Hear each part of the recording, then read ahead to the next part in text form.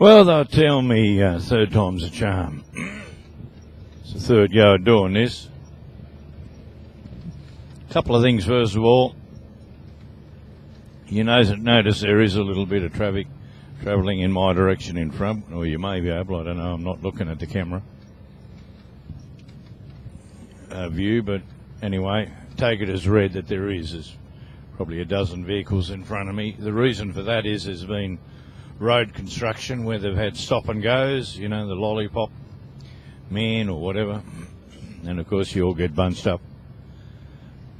But also, once we get going, I stay back a fair way, because if somebody does something stupid up there, I don't want to be involved in it. Now, the reason for this video, this is going to be a raw video, no editing at all. Just I'm going to save it and then upload it. And this is for my friends that are in the transport industry overseas. For some time I've been telling them about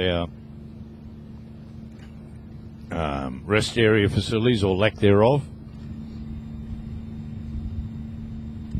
To non-truck people, you can sort of go, so what? Well, the so what is that by law, and there are enormous penalties for it, and I'm not going to detail what the penalties are or what the regulations are, but by law I have to regularly make regulation rest stops for either half an hour or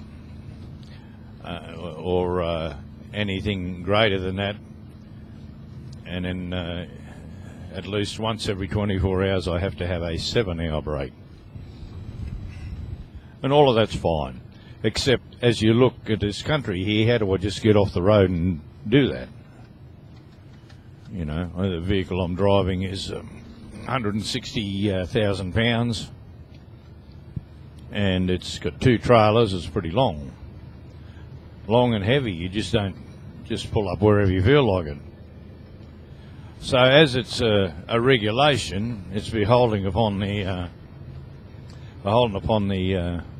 authorities to provide some sort of facilities for us, which they have neglected to do for many, many years. What we've done in the industry is basically just whenever we're tired, we just found a patch where we can just drive off the road, slowly and steadily, obviously, like say there, and have our rest and then just drive back on the road. And that's all well and good when it's not raining, or, you know, whatever else. And we have to identify the place at which we have our rest break these days. Once upon a time you could just give a vague location, but now we have to give pretty accurate definition of where we took the stop. And in fact, a friend of mine recently got in the front of our logbook, or on the pages, it says, you know, specifically it lines up that this is where you identify the place name or rest area in which you took a change of activity. It specifically says rest area, and a mate of mine wrote down the name of a rest area, because a lot of them are named now, and the policeman tried to write him up for it, and lost, mind you. However, there are some policemen that are very pedantic and try to pursue things. So we, in order to go to, you know, negate the need to have to chase the whole matter through courts and that, we try to make it, you know, pretty idiot-proof what we write in there. So the best option is a proper rest area, of which, as you see, we haven't struck one yet. Quite often you'll go for extended periods of time without finding one of these rest areas. The reason I've started this transmission when I have is that there's supposed to be one. I don't run this road very often, but there's supposed to be a designated rest area very shortly along here. My intention is to show it to you as we drive past. Just hang on one moment.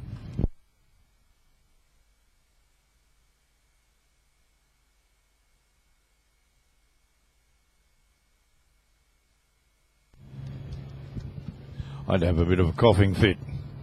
Didn't need to cough in your ear. So, hopefully, in the next few kilometres, couple of miles, whatever, we'll find that designated rest area.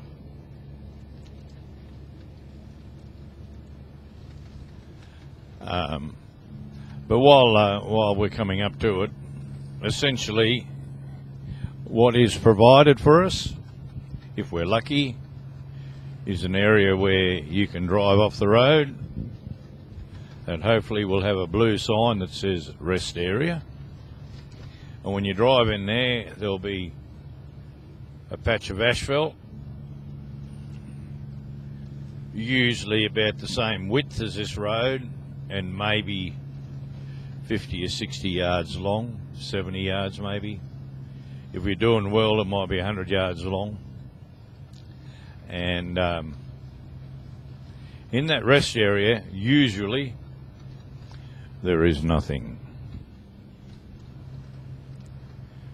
If you're really lucky, there might be a bench,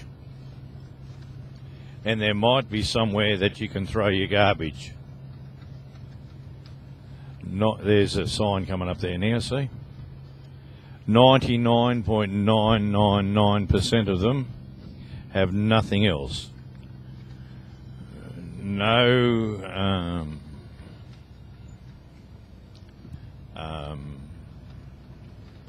toilet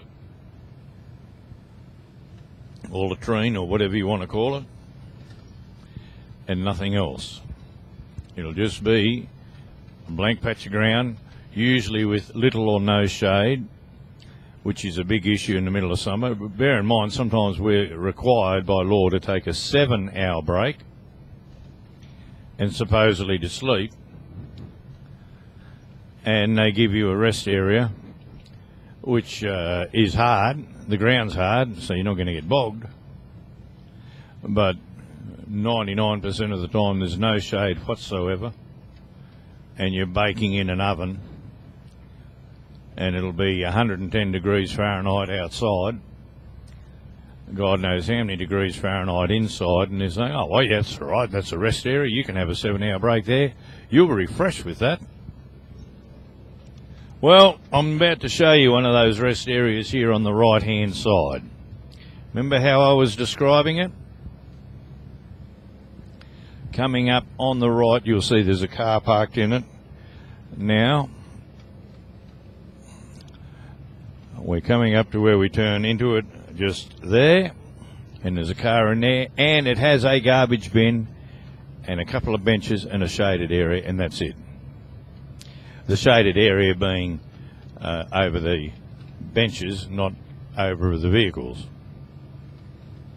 So I would be required to have perhaps a 7-hour sleep in there in the middle of summer where it's anything over 110 degrees Fahrenheit.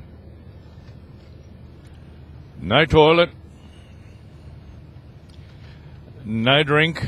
You can't buy food or drink, can't do anything. It's just that. There's not even a vending machine, nothing. And that's, ladies and gentlemen, the vast majority of the rest areas in Australia are not even as good as that. That was a pretty good one. To any people that are outside the industry watching, and you're wondering why there are tired truck drivers out there, you think that might have something to do with it?